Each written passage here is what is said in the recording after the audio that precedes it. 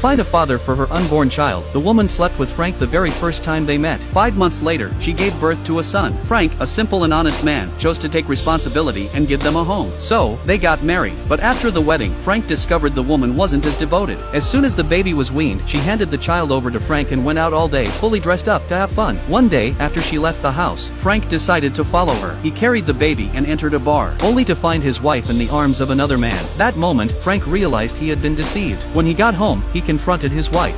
Is it even mine? Huh? Is it even my son?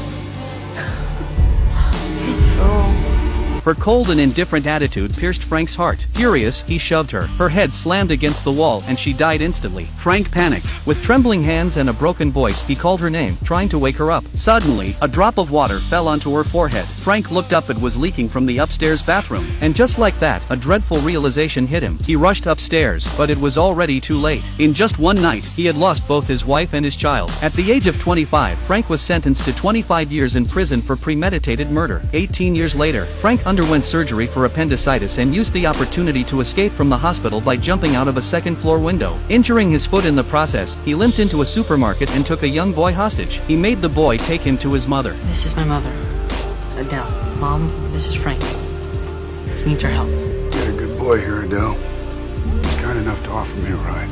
Frank hoped she could help him escape, but Adele, seeing his face covered in blood, was terrified. She didn't want to get involved and refused to help. Unexpectedly, Frank grabbed her son by the neck and threatened her, demanding her cooperation. With no choice, Adele agreed. At the checkout counter, Adele's nervousness caught the cashier's attention, but she didn't call for help. The three got into the car. Frank sat in the back with the boy and told Adele to drive home. Afraid for her son's safety, Adele said nothing to the passing police cars. When they arrived at her home, Frank looked around the cozy house. Adele took the opportunity to secretly grab a small knife. Meanwhile, Henry asked Frank about his injury. Frank admitted he got hurt jumping from the second floor. From a prison hospital, mother and son realized they had taken in a fugitive. Adele, now visibly shaken, poured Frank a cup of coffee. Frank sensed her anxiety. He promised to stay only until nightfall, just enough time to rest his leg. During that time, he would help around the house as much as he could. But Adele didn't trust a man convicted of murder.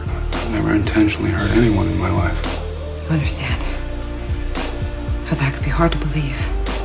Just then, a news report came on the TV. It was about a prison break. Henry looked over at Frank, fully aware that harboring a fugitive was a serious crime. Frank anticipated this. He suggested tying Adele up to make it look like a kidnapping. That way, she and her son wouldn't be held responsible. Adele agreed. Frank gently tied her to a chair, being extra cautious not to hurt her. His tenderness surprised Adele and eased her fear. Frank then went into the kitchen, pulled out some ingredients from the fridge, and prepared a full dinner. Knowing Adele's legs were bound, Frank carefully fed her, blowing on the food to cool it first. This thoughtful act surprised Adele, but she didn't refuse. Henry watched in disbelief. Since the divorce, his mother had become severely depressed and avoided all contact with men, but now she was accepting food from Frank. That night, police patrols hadn't left the neighborhood, so Frank had no choice but to hide for another day. He untied Adele and let her rest in her room. He himself slept on the couch. The next morning, Frank made breakfast. As they ate, Henry saw Frank's picture on the newspaper. Frank explained his past.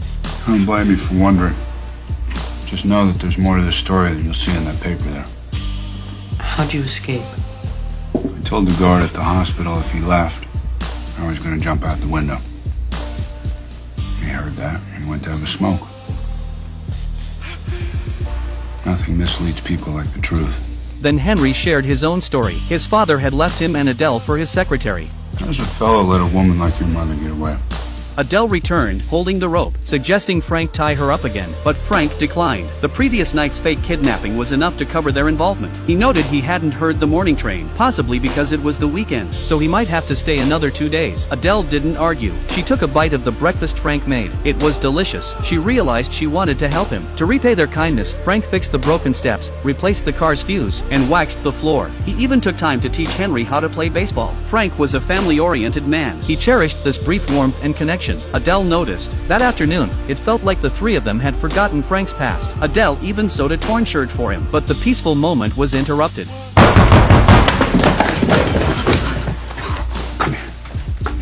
Frank grabbed Adele and told Henry to answer the door, warning him to be careful with his words. Their neighbor had come by with a basket of peaches. Seeing Henry at the door, he warned him to be cautious. A dangerous fugitive was on the loose nearby. Henry became visibly nervous, but he managed to send the neighbor away. Afterward, Frank praised him. Henry beamed with pride. Adele sent her son away, then confronted Frank. My son is not your lookout. not your accomplice, and I don't... It's just a neighbor. It doesn't matter. Don't forget what's going on here. Not for a second.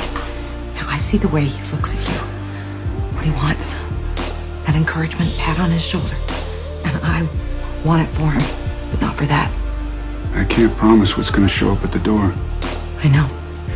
She didn't know what to say. The room grew awkward. To break the silence, Frank picked up a peach and took a bite. It was sweet. Adele mentioned the peaches were all right. If they didn't eat them soon, they'd go bad. But there were too many to finish. So Frank suggested they make peach pie together. He taught Adele and Henry how to knead the dough. The scene was warm and wholesome, just like a real family. In that moment, Adele felt something she hadn't felt in a long time. Warmth, intimacy, and a gentle touch. Her hands trembled. Henry noticed. He realized his mother had fallen for Frank, but he didn't say anything. He liked Frank too. Frank had brought fatherly love and helped his mother out of her emotional darkness. The peach pie went into the oven. Its sweet aroma filled the entire house. Frank sat beside Adele, his hand resting on her waist. Adele leaned her head on his shoulder. Since the divorce, she hadn't felt this kind of desire. She cherished this moment, and so did Frank. From the living room, Henry watched it all. Then he noticed a patrol car passing outside. It was Frank's chance to leave, but neither Adele nor Henry wanted him to go.